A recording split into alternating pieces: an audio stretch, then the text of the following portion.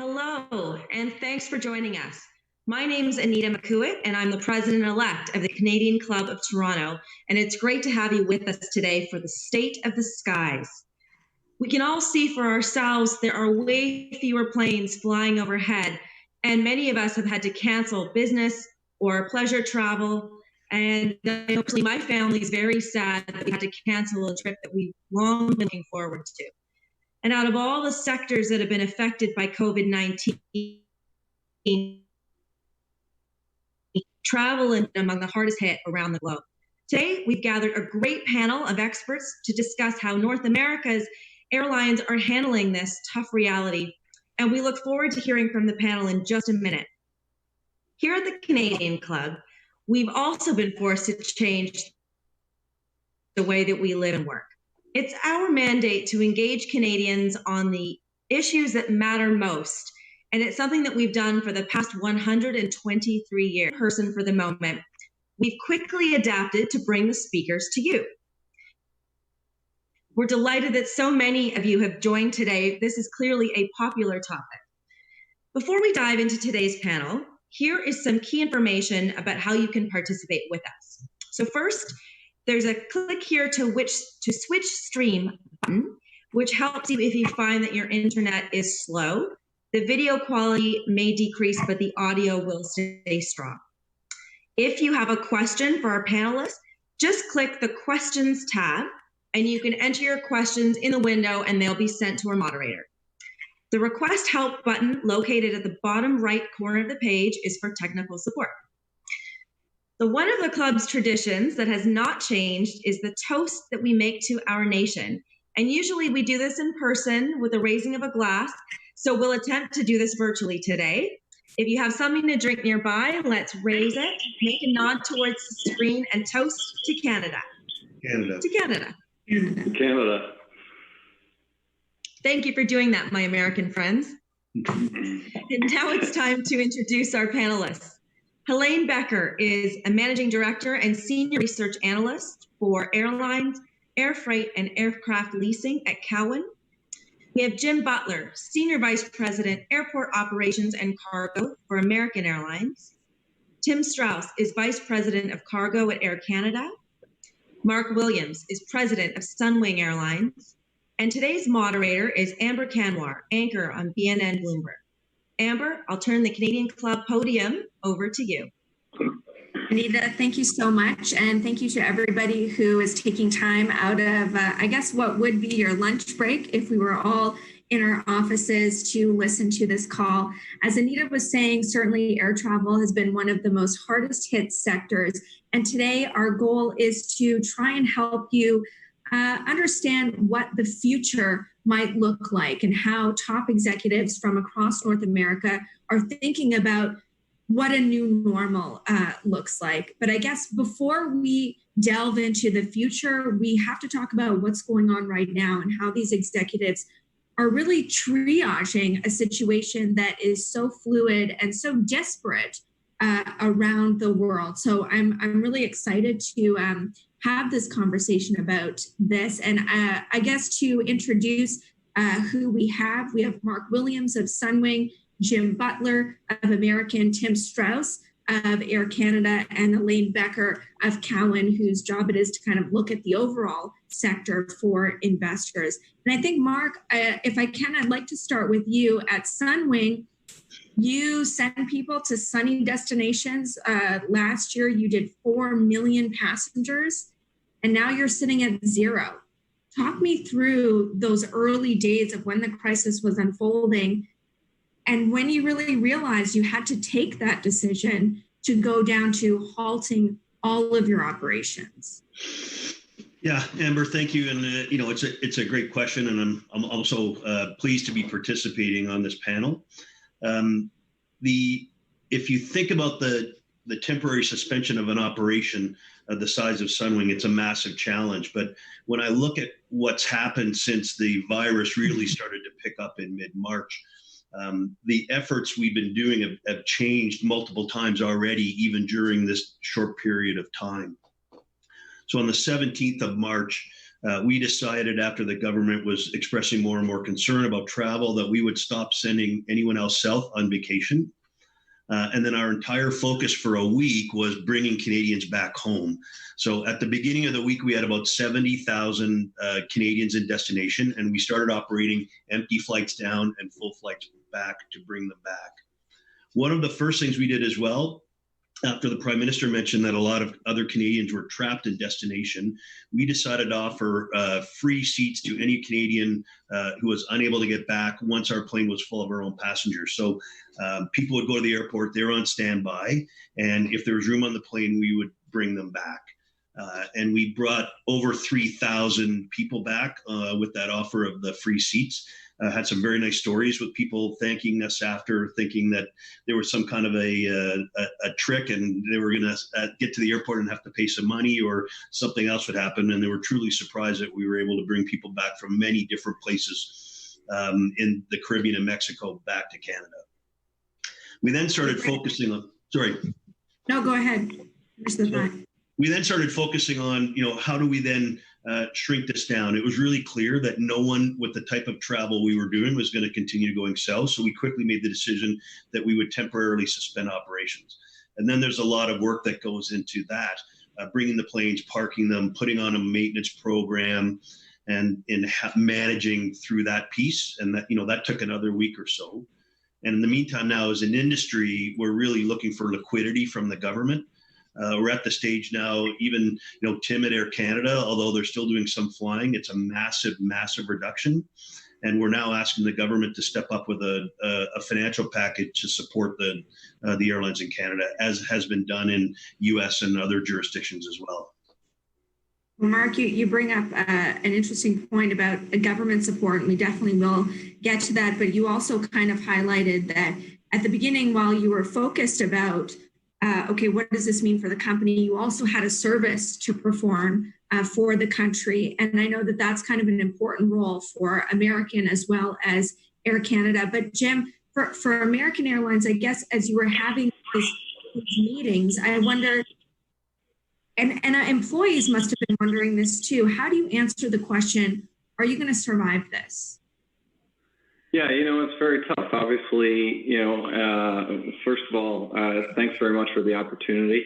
It's unprecedented times, and our team really sees that. And so we have, and we as many know that we only exist as an airline because of the incredible team that we have. And the resilience of that team has been amazing. If you really think about the fact that in most of the jurisdictions, the government is recommending that everybody go stay home.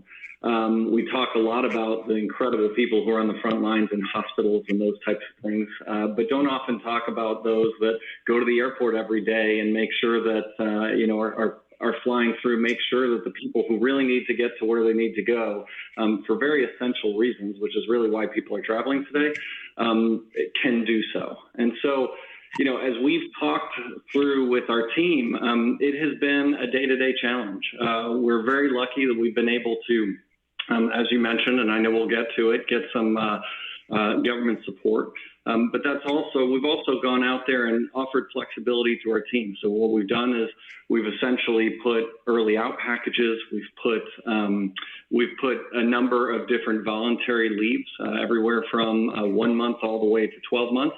And, very happy to report that we've had over 39,000 team members take advantage of that. And that's really a voluntary program. So that certainly helped.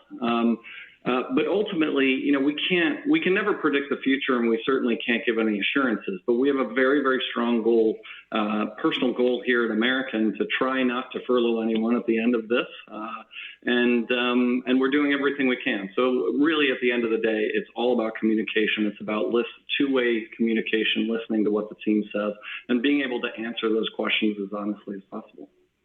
And knowing, I guess, the different parts of your business, and Tim, that brings me to you. Most people would think of Air Canada, just the passenger side. Your charge and purview is cargo, which maybe unpack what that part of the business is. It's not just shipping our Amazon packages. It's doing a lot of vital work. for those frontline workers in terms of personal protective equipment. But I imagine that business has gotten even more important and growing as the passenger business is essentially at a halt. Yeah, thank you, Amber, and thanks for inviting me to be on with the Canada Club today. It's a great honor to be here. Thank you. Yeah, we've really changed our focus necessarily to the things we can do in this particular environment, and cargo is one of those. We move all kinds of things in a normal environment, things that you use every day, foods that you buy at the stores, goods, pharmaceuticals, and other materials, very common in the industry. But at this particular time, we're very focused on PPE equipment and gear. We're moving about 15 million masks a day into Canada, and for different government regulatory groups, hospitals, medical businesses, and private industry. We will continue to do that over the next, as long as we can possibly do it, and it's needed. And we're also continuing to move pharmaceutical goods. And then underlying that, we continue to do repatriation flights. And a couple of those are really focused on our ability to continue to fly some of the passenger aircraft with passengers up top, with the cargo really fueling the whole airplane in terms of its cost, and us being able to therefore keep some planes flying that we can continue to move from places like Frankfurt and Paris and London and Hong Kong back into Canada. So it's a dual focus at the same time, but unusually so. The cargo is carrying the financial burden of doing that and able to do so, thankfully. And Helane, for you, as you listen to how these operators have been dealing with the situation and attempting to pivot, you've been watching the airline sector and analyst for the airline sector for over 30 years. And, it's a sector that used to love bankruptcies. It was an avid hobby for a lot of these airlines to go bankrupt. But then it really seemed over the past, call it 5 years, there was a big change in the industry. Signs of stability, sustained profitability. Warren Buffett invested in the sector. And so that was real seen as a seal of approval for stability. Then this happens. How damaging is that to the sector overall? And how do you think about a timeline? How do you possibly model what a stock should be trading at when there are so many variables? Well, thanks. Thank you, Amber, for those questions. And, it's quite lovely to be here. And you speak of what I think of every day and every night and what's been giving me PTSD. To be frank, it's been very difficult. We were very early. As soon as the government in the United States grounded asked the airlines not to fly to Asia, we cut our numbers, and then we cut again when the airlines were asked not to fly to Europe. And then we cut again when they were asked not to fly to the UK or Ireland. And then we went through, what would recovery look like? Because we went through the liquidity profile of all the airlines, and with the government help, and unencumbered assets and what the debt markets were looking like, we thought and continue to think that none of the U.S. airlines would have to file for bankruptcy. And it's really difficult to think about the U.S. airlines filing for bankruptcy at this juncture for a variety of reasons. First of all, there's nothing they can do in bankruptcy at this point. If you look at, to your earlier point, the restructuring they did in the 2008 to say 2012-ish timeframe, and the consolidation that occurred, they've taken out all the high-cost debt. They don't have high-cost labor. In fact, we were looking at a situation over the next decade where roughly 23,000 pilots at American, Delta, and United alone were going to be retiring. And those are your high-cost, experienced pilots, that turned 65. And those were the only pilots that were turning 65. Pilots generally retire in their early 60s, somewhere between 62 and 63-ish, 64. And we can certainly talk about what's happening with all the pilots and flight attendants, others taking involuntary furlough, or rather voluntary furlough. But, our view with respect to the whole pilot situation is the airlines were going to have lower costs on labor because you were replacing pilots earning $335 an hour flying 777s and 787s with pilots that were going to be earning, say a 10-year pilot earning about $260 an hour. So you were seeing average pay actually going to decline over that time frame. You would see starting pay rise from about $90 an hour for first-year first officers, probably close to $100 to attract people to the profession. But you were going to have a really good cost profile. So you didn't have you don't have labor costs to cut other than through these voluntary leave and early out programs. You don't have high cost debt. I mean, the cost of capital over the past 5 to 7 years has been next to zero. American has been very aggressive specifically about refleeting, right? They placed an order for 472 aircraft in August of 2011, and they've taken delivery of those, spent $25 billion. They have one of the youngest, most fuel-efficient fleets in the world right now. Air Canada did the same. I don't know the Sunwing fleet as well, but Air Canada replaced most of their entire wide-body fleet with 787s, and we're working on replacing the narrow-body fleet with the MAX before that was grounded. So you don't have a lot of ability to cut costs at this juncture. So bankruptcy is not an option. We need to get through this. So, that was like the next step we did was, what happens, and let's pick up the action in December of 2020 and see where we are, because we're going to assume that the group of airlines we cover in North America and South America, with one exception in South America, are going to make it through, and they're not going to file. And what are they going to look like, and what's the profile? And our view is that every recession or huge event over the past 2 decades, so 9/11, the Great Recession, has come with lower highs and lower lows. So that means it's taken longer for the industry to recover traffic, especially business traffic, after every big downturn. And we don't think this time is going to be an exception. It took almost 4 years for traffic to come back after 9/11. And we expect it to take 3 to 5 years for domestic traffic, and I'm going to just say all North America traffic, to come back, and then international longer haul to take 5 to 7 years. And the reason we think it's going to be so long is borders will open at different rates. Whether or not you have to still quarantine when you go places will change. And, obviously you can't do a day trip if you're flying from one city to another city, like New York, which is I live in northern New Jersey, so we're on an indefinite work from home or whatever, stay at home order. And I've already been doing this for 8 weeks, and I assume I have another 5 or 6 weeks to go. But, going to Texas is an option because Texas is reopening. Going to Georgia is an option, but New York is still closed. So taking business trips is going to be very hard. We can get into the whole issue of people's personal balance sheets and whether or not they have the money to fly. But, our view is that the industry will get through this. It's very resilient. It's had to be. We come into it in a significantly better place. The industry was the best capitalized it had ever been in my entire, as you pointed out, 30 plus years of doing this. And they're just taking on, we just see it. The industry raised $11 billion of debt in the first quarter. They raised another $12 billion of debt in this month. There's another $17 billion of debt that's being negotiated. I think worldwide, the world's airline industry has raised almost $100 billion.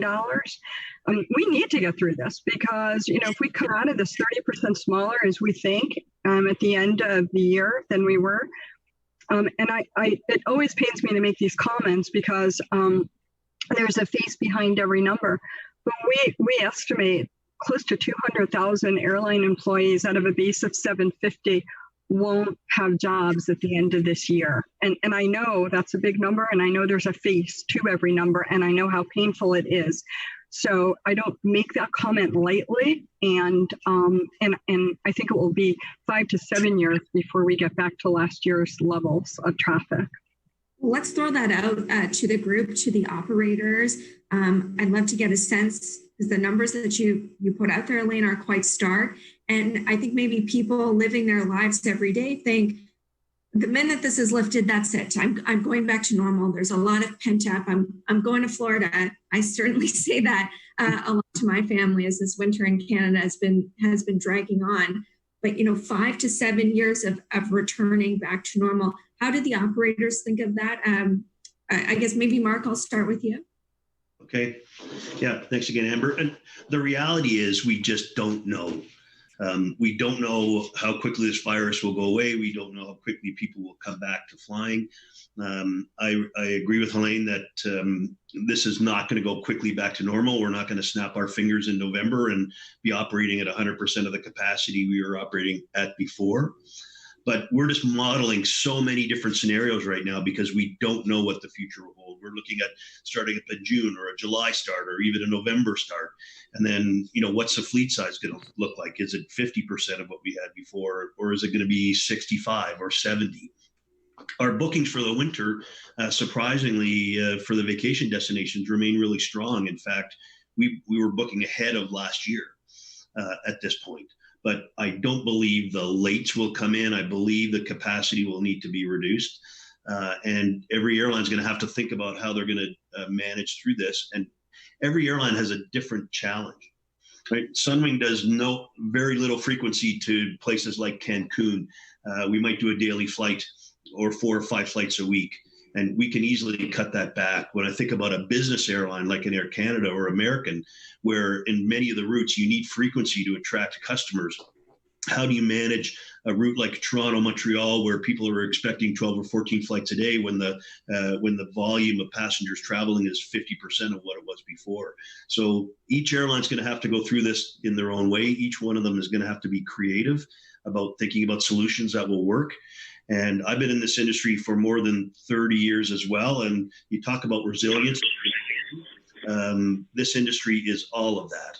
And I agree. We've had some good years before this happened. And I think it's a terrible situation to be in. We're all dealing with massive layoffs of our staff.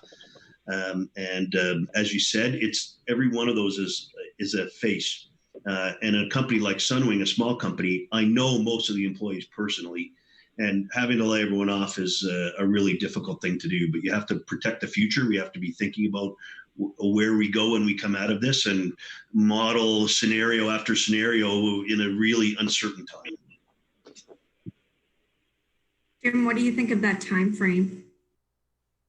Yeah, I've also been in the industry almost 30 years, and I will say that that I've never seen anywhere near a more difficult environment to forecast.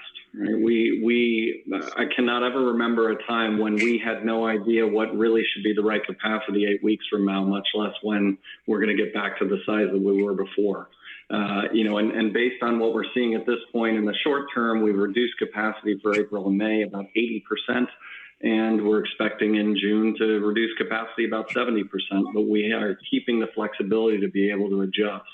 In the longer term, I think it's very clear we're going to be a smaller airline for a good time period. We don't know what that time period is now, but we have accelerated the retirement of a number of our fleet types, actually 4 different fleet types, which we had flying a little longer than this, and we went ahead and accelerated the retirements of the 757, the 767, our E190 fleet, and our wide-body A330-300 fleets.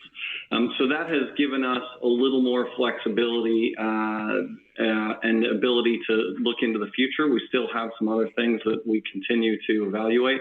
I think what we do know is we have a strong belief that, as Helane and others have said, that domestic is going to come back before international. That was very clear at the beginning, just because of the triage that we had to do in order to make sure that we had the right procedures in place as people were trying to travel between 2 locations. Really, and if you think about it, this really started, we started to notice it at the beginning of the year with downturns in China. Then that spread to more of Asia. Later on, we saw the downturns in Europe, and after that, we saw them in Latin America. And it really ebbed and flowed. And part of the problem was that every government was making individual decisions on who could travel, when they could travel. Did it mean that there would be a quarantine? Did it mean that that was government imposed or that was self-imposed? And, our team actually had a very difficult time implementing all the changes and keeping up with what it meant, so that when you checked in at the airport, we could make sure that you were valid to travel. If you envision that environment is more confusing to the customer.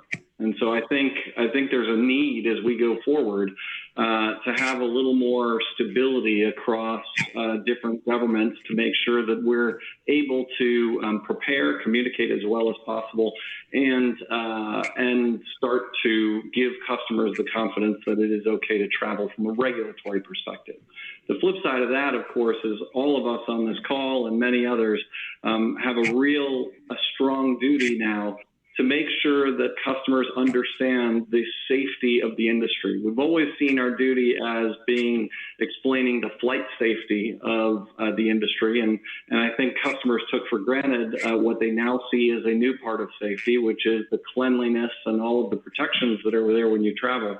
And it's really imperative that we're able to communicate those, work together, and create an environment where the customer sees the airline industry as a very, very safe thing to go do. As that happens, they'll be more willing to travel. They'll be more willing to travel longer distances, and we'll start to see. So sorry I didn't have a good answer to where we think how long it will take to come back, but it is changing day by day, and we're making sure we're ready for it. Well, I'm almost afraid to know the answer to this question. I think of as many kind of right off the summer, the next important travel season, not only for airlines, but just for people, is the holidays. Is what could Christmas look like? Do you guys have that conversation? I guess, Tim, I'll ask you. Maybe that leaves you in the position of being the Grinch and telling Christmas. I think by Christmas you will see a significant amount of flying again. I will say that, to Helane's question earlier, we're probably taking the most pessimistic view as we build forward, so that we are in position to react to that rather than pull back from it. So I think there's a mix of how you get there for all of us. But I do think the fourth quarter will be flying to most places around the world, and certainly domestically. But it will be lesser numbers of flights, lesser opportunities to choose, 9 times a day to go to a city in Europe, perhaps, and perhaps more connectivity with our alliance partners for the final leg into some destinations where we would have been flying direct previously. So I think you'll see a different connectivity with the airlines, but I think hopefully the globe will open up. I think a lot of that will depend on whether there is a vaccine or not, or a medicine that counters the virus. I think those two elements are absolutely key when we look forward to our forward to predict what the networks are going to look like late this year. I don't think we're going to be anywhere near 70 to 100% at the end of this year, but I think we'll be on the road to recovery. And Helane, we were talking about this in the pre-call, but you said it's one thing to fly there, but when you get there, what are you going to do? Yeah, I mean, that's important. It's one thing to fly to Orlando, but once you get to Orlando, is Disney World or Universal open? So you have to have something to do when you get there. And that's part of why, the guys were talking about different reopening issues. And that's one big one of them, right? It's do you want to take everybody? I think everybody wants to get out of their homes, or as I call it, my paradise prison. I love my house, but 24/7 for 8 weeks in a row has been pretty brutal. And I do get out, go for a walk, but it's been pretty, I miss travel. I'll just put that out there. I miss getting on a plane and going somewhere, because there is something amazing to me about waking up in New York, or in my case, northern New Jersey, and going to sleep in London, which I was supposed to go to tomorrow night for my birthday, or going to Hong Kong or somewhere really awesome. And there's like so much of the world is awesome. And the airline industry serves a really important purpose that people forget about. Trade is really important. The industry, promotes trade. The industry promotes well-being among people, and understanding among people, right? It's so important when we go to different cultures from the leisure perspective. It's so important that airlines fly to these destinations, because it promotes well-being between different types of people, different, all sorts of people. So, the industry definitely needs to come back, and I think the governments are starting to realize it, led by, all of the various lobbying organizations like Transport Canada and AFRA, IATA, and so on, and the encouragement for the airlines that how important they are to doing all the things that we were talking about. And I just think in general, I'm hoping that there's pent up demand, but I want to see stuff open too. We have to. You can't go to London and quarantine for 14 days, right? If your vacation was going to be a long weekend and you go and it doesn't work, and that doesn't compute that way. So we need to just get all of these governments on the same page to kind of open things up.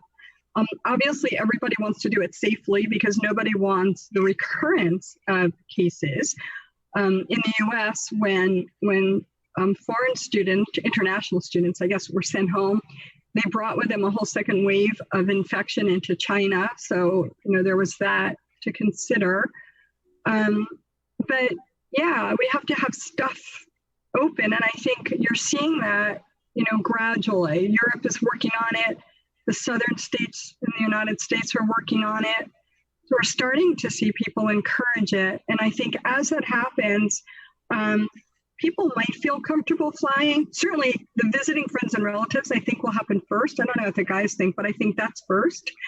And then leisure travel. And remember, in the United States, there's 26 million people who filed for unemployment claims over the past 6 weeks. And there was another, I think, 3.5 or so million this morning, 3.8 million this morning over the last week. So you've got a lot of people who aren't working right now, and they're worried about paying their rent or catching up if they're lucky enough to be able to defer. You're worried about them. They're worried about repaying, catching up on utilities. Everything's going on the credit card is how I'm fond of saying it. And that bill will come due. And unlike governments, we can't print money. We have to pay our bills.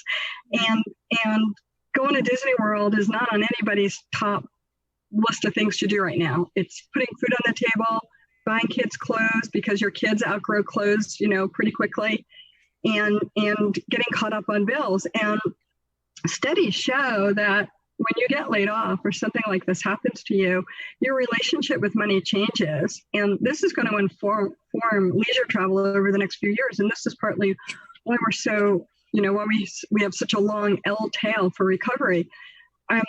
People who go through this, I'm sorry, I was just going to say, people who go through this spend a lot of time, spend the next 2 to 2.5 years kind of rebuilding their savings. So, it's just going to be a long road. Well, you're speaking really eloquently to the demand side of things and kind of the hurdles that we have to get through for people to take that step to get on a plane. And Jim, you highlighted this, and maybe you can flesh it out a little bit more before we move on to the role of government, is once you decide you've overcome all those hurdles, and once you've decided, okay, I feel comfortable, I'm going to fly, what do you say to passengers? How do you guarantee that they're not going to get sick when they get on that flight?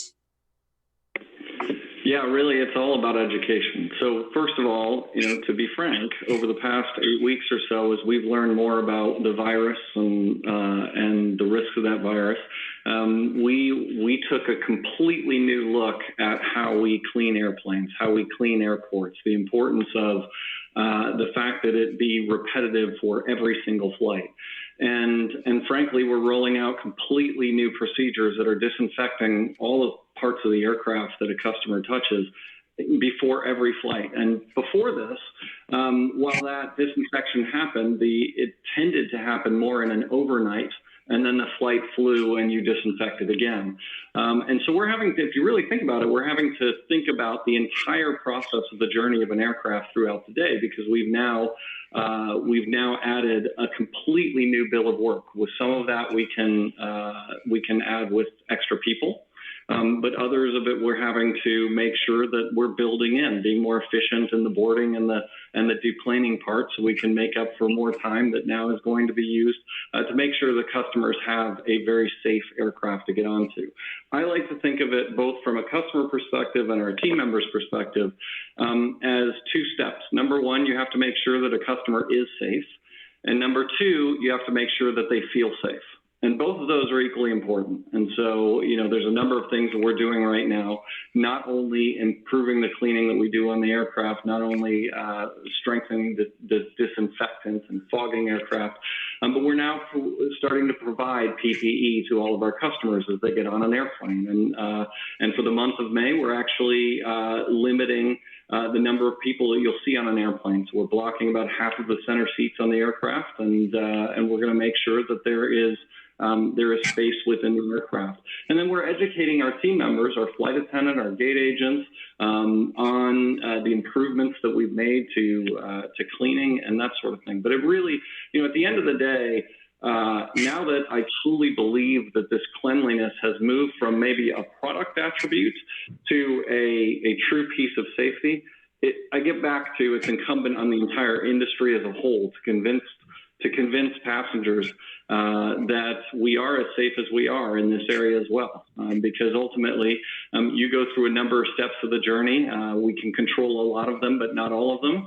And we want to make sure that we can show customers that it is incredibly safe to travel throughout the network. And that helps bring back travelers. And once they come back, we will compete heavily to make sure they come to American versus others. And that's what this industry is really good at. I do want to talk about government support with the time that we have left, as well as get to some of the questions that have been coming in. But on that point, what Jim was just talking about, Tim or Mark, is there anything that you wanted to add, or is it?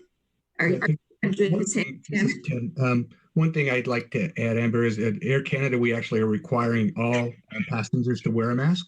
And I would say in the multiple meetings we have a day with the executive officer staff, that it centers around this cleanliness issue, this making it safe for the passenger to get on board, to bringing them back because they can have confidence in what we're doing. That is the absolute center focus of almost all our product discussions at this point. And so I agree with what Jim said, and I think the whole industry will be working in tandem with one another, really, to make sure that it's good no matter what airplane you're on anywhere in the world. And I think that's just the central issue for us right now. So I guess whenever this recovery is, you want to make sure that you're around for it. That brings us back to survival, and that brings us back to what can the government do in terms of supporting this industry. Mark, it sounds like you have been in a lot of contact with the government about what that kind of package might look like for your industry and for Sunwing in particular. Can you tell us a little bit more about that? Yeah, and first off, I have to say, I think the federal government has done a really great job managing through this, as have the provinces. The focus of the federal government initially was on the safety and well-being of Canadians in general, and that's where the focus should have been. It was putting a safety net for people, making sure they could continue to put food on the table. So implementing these CERB program as part of the employment insurance initiatives, or the CEWS program, which was helping companies with a significant drop in revenue to keep people on payroll, whether that was in an active role or even in an inactive role, where we were able to flow through benefits from the government quickly to look after our staff. So I'm really appreciative of the fact that that was their first focus. Now I believe the attention should turn and start talking about focus on support to various industries that need it. I know there's been a lot of discussion about the oil and gas sector and the impact this has had on that sector of the economy, but clearly there isn't a sector that's been impacted more by this than the aviation industry, and we really do need support. Everyone's gone from cash coming in from customers flying to nothing, and there needs to be liquidity put into the system to help everyone manage through. And as Helane said, the companies are in a good position right now to manage through this, but it's not reasonable to expect that any airline in Canada can go on like this for 6 months without getting some kind of financial support from the government. And we've been working with the other airlines together collaboratively to try and come up with solutions that are fair and equitable and treat all the airlines the same. The government shouldn't be picking winners or losers here. They need to support the industry as a whole. Are you optimistic that's as well? You think about the northern carriers and the issues that they have, and continuing to require flights into indigenous communities where the only way to get a product in and out is by air. And then a company like Sunwing that's doing leisure traffic, but still an important part of the economy. We employ 3,000 people. And then you take a flag carrier like Air Canada that all have different roles, but the entire industry needs support. Are you optimistic that that's forthcoming? I am. I believe, I know the government's working on supporting the industry, and I'm optimistic that they'll find a solution because I believe they have to. Tim? I think that similarly, I think that, we are pleased with what the government's done in terms of the employee side of things, the CEWS program. And we think that there's more to be done there, hopefully. And we look forward to that. And we are optimistic that the government will decide to make some kind of a funds available to the airlines, however that may happen. And we, like has been said, we are in discussions with them now, obviously, and we'll see how that comes out in the end. Jim, I'm really curious about the American experience. Obviously, being here in Canada, and history will be the ultimate judgment of this, but there does seem to be a lot of cohesiveness at the federal and provincial level, and kind of whatever it takes attitude on the part of the federal government that puts politics aside. Just from watching the news in the U.S., it doesn't appear that that's a similar approach that's being taken. How would you characterize the government's support, either at the state or federal level? Yeah, I mean, thanks for the question. First of all, there's the CARES Act within the United States, which we were heavily involved in discussing with the government when this first started, and I'm very pleased that it came forward and really provided some of the short-term liquidity needs that the industry has, both through a payroll support grant and then through loans that are available. And we've already taken advantage of the payroll support grant and are expecting to receive funds from the loans as well. So from a short-term liquidity perspective, I think we've been very pleased. I think Doug Parker, our CEO, this morning talked a lot about the partnership that we've had with the U.S. Treasury, and frankly, we've been incredibly pleased with how the government has stepped up and worked with us in partnership to ensure that we are able to guarantee jobs to our team over the next number of months. And they've done so, for that purpose, also to make sure that the United States has the connectivity domestically that's necessary for essential workers to get around, and it really allows us to look a little more into the future. As far as the partnership, we're taking that day by day. As I mentioned earlier, we are, one of the challenges of operating right now is that we have the CDC and the WHO, which make recommendations as to things like cleanliness and health and how people should be traveling, and we have stayed in lockstep with that. So as the CDC has changed their recommendations, we have equally gone and made adjustments to what we do. A great example of that was the CDC early on was not recommending, in fact, recommending against using masks. And as soon as they changed and said, no, actually, there's a benefit to masks, within about a day, we announced to our team that we're diving into the supply chain to make sure that it's all available.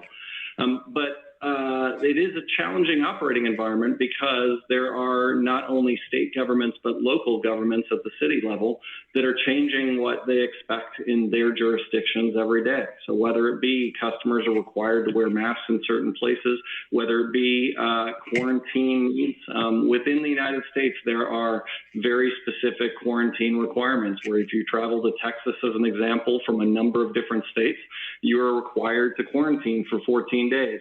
The airline doesn't have to implement a lot there, but we have to make sure every single one of those flights now is handing out different things to passengers. So I do think the government is heavily engaged in understanding as we go from the shrinking stage to the growing stage because of the importance of commerce that the airline industry brings. There's an understanding that there needs to be a little more partnership there to make sure that we can all work together and we can implement and convince our customers that it's not only safe to fly, but from a regulatory perspective, they can fly as well. So I'm hopeful. We've got about 10 minutes left. We're getting a lot of great questions, so I want to make sure we get to those, and we'll do it kind of in a rapid fire because some of them are targeted towards some of the panelists. So as I collect those, Helane, I just want to ask you a question, maybe give me like a 60-second answer. Mark brought this up about the oil and gas industry and how much they've been hit, but I wonder how much of it, I guess you have to really squint to see the silver linings, but how much help lower fuel prices are providing to this industry at this time? It's a tailwind, that's for sure. Jet fuel cost per gallon a year ago was about $2, and right now it's 40 cents. Wow. So that is a great tailwind and very beneficial for the airlines in the short term. So I guess if you want to look for the silver lining, there is that. It helps in lowering costs because as the guys pointed out, revenue is down 90% year over year, and costs are not down 90% year over year. So we got to do our best to get costs down. And certainly $2 billion in cost savings in a quarter is going to help a whole lot. Right. This question is for all the operators. And I'll start with you, Jim, because you were the one who sort of talked about, so if you're not flying full planes and you're going to be staggering people for who knows how long, what does that mean for ticket prices? Are people going to be paying more for flight travel? Expenses like making sure the plane is safe and clean go up. Yeah, I mean, in the short term, look, there's not a lot of people flying. I think we've said that, the vast majority of our flights have less than a 25% load factor. And so right now we need to encourage people to try. It's a supply and demand issue. So, competitively, we're very competitive in our prices, and I think customers can see that out there. Yet to be seen going forward, obviously. It's the beauty of this industry from a consumer perspective is that it's highly competitive, and we're going to make sure that the customers have a viable solution to getting where they need to go. And so, yet to be seen. What we really want is people to start coming back at this point and being willing to travel. So we're spending a whole lot more time right now on just assuring them of the safety of it. Mark, what's your view on ticket prices? It's listen, it's a competitive marketplace, and if your competitors are charging $100 for a ticket, even though the plane's half full and our costs are higher, we're going to have to be selling tickets at the same price as everybody else. So I don't think the ticket prices are going to go up fourfold if we have a 25% load factor. It's just not realistic, and that'll impact demand. But as Jim said before, it's a matter of showing people the safety of traveling, and it's not just on the airplane; it's through the whole process of getting to the airport, curbside, even from your Uber to the airport to check in, security screening, all of those touch points. We need to be comfortable and show the perception of safety to people. It has to be safe. People have to be aware of the safety in what you're doing. I'm not sure particularly that leaving an empty seat between two people on an airplane really is going to have a significant impact on how safe you are aboard the plane from getting a virus. I think there's other steps that we need to take, and people need to understand what they are and what the risks are to get people to want to come back and fly.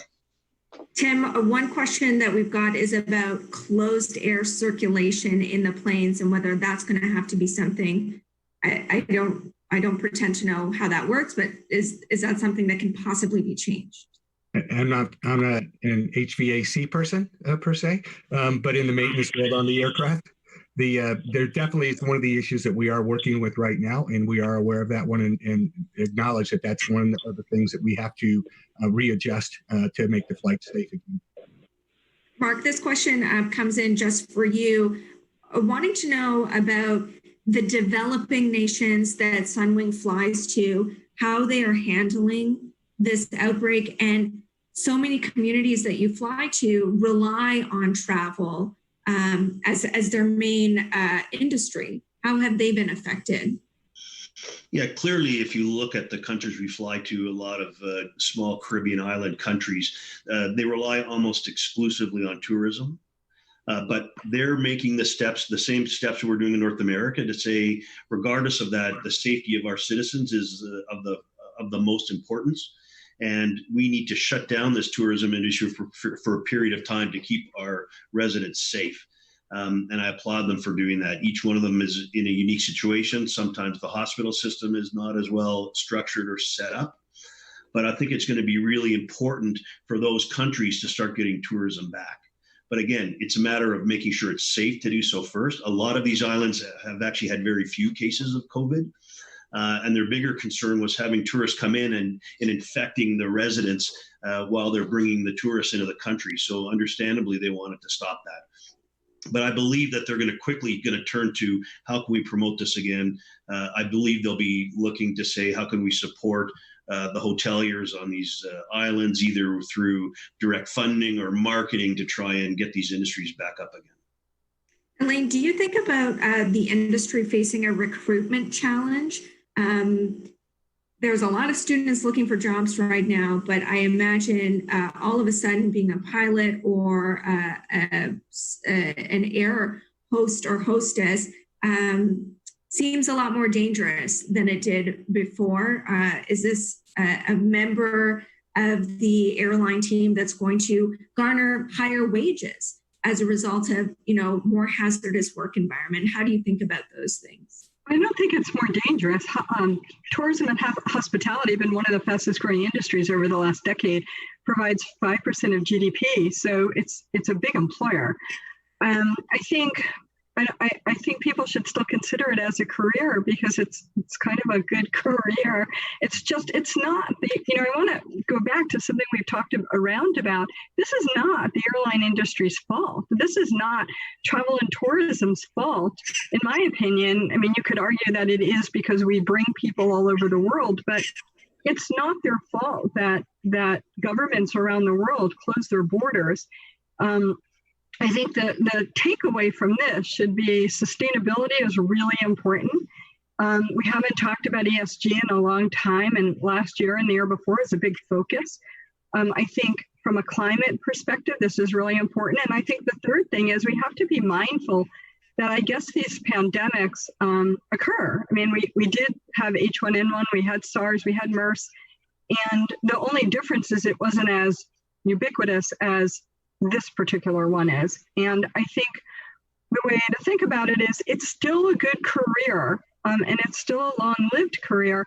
It's just we're going through a little bit of a downturn, or a lot of a downturn right now. And, things will get better. This too, I have to be optimistic. This too shall pass. Okay, I like that. I'd actually like to end on an optimistic note. We only have about 2 minutes left. I'll just go across the remaining panelists, Tim, Jim, and Mark. Tim, I'll start with you. I'd just like to know what gives you hope. Sure thing. One of the leading indicators, did you say Jim or Tim? Excuse me. Tim, yeah. Okay. One of the leading indicators of the health of an economy is transportation. Air transportation's usually been a leader into a recession and out. And we see parts moving around for manufacturing plants now. We're moving coffee pods from Switzerland to Sydney right now. We're getting ready to move retail goods from clothing manufacturers into North America. These are companies that only make these moves when they think there's an economy coming back behind it. So that makes me very optimistic. And I'm on the optimistic side of the industry anyway, as well as personally. So yeah, I am optimistic that we are in the beginning steps of a rebound. Tim? Yeah, first of all, I'll echo what Tim just said. We're operating the first cargo-only flights in 38 years at American, and we can't add them fast enough for the amount of goods that are moving. Of course, some of that is PPE, but a lot of it isn't. And we're even moving seeds north and south to and from South America because there is an expectation of robust demand. So a lot of that is coming in. The other thing I would say is we talk to our customers every single week, and we survey them on what their feelings are. And one of the first questions we ask is, how concerned are you about this virus? And while there's still a huge chunk of people that are in the most concerned category, over the past 2 weeks, we've seen a good drop in folks being most concerned about it. So that's the beginning of people being willing to travel, and I'm hopeful we'll start seeing that. Mark, I'll give the last 15 seconds to you. Okay, thanks, Amber. I'm an optimist by nature, and this is an amazing industry. The aviation industry is a challenging one. There's always things coming at you and always different things that you have to think about. What it does is it attracts people to the industry that are intelligent, creative, and adaptable. And because we've got all these people working for all of our great companies, we're in a great position to manage whatever gets thrown at us. No one ever expected this, but we will find a way out of it. And I'm looking forward to the future.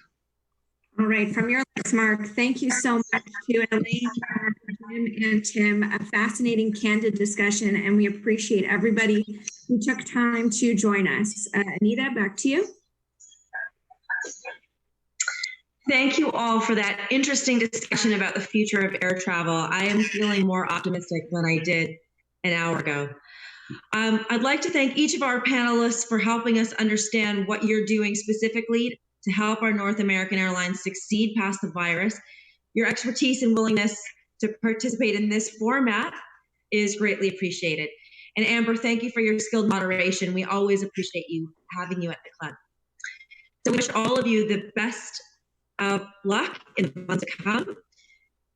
In terms of upcoming events, we hope that you can join us next Thursday, May 7th, when we're going to have a panel to discuss food supply chain and food security. Thank you to our AV supplier, Van Valkenburg Communications and livemeeting.ca, Canada's online event space, for making it possible for us to come together today. Thanks for joining us. Stay healthy and stay safe, everyone. Thank you. Bye.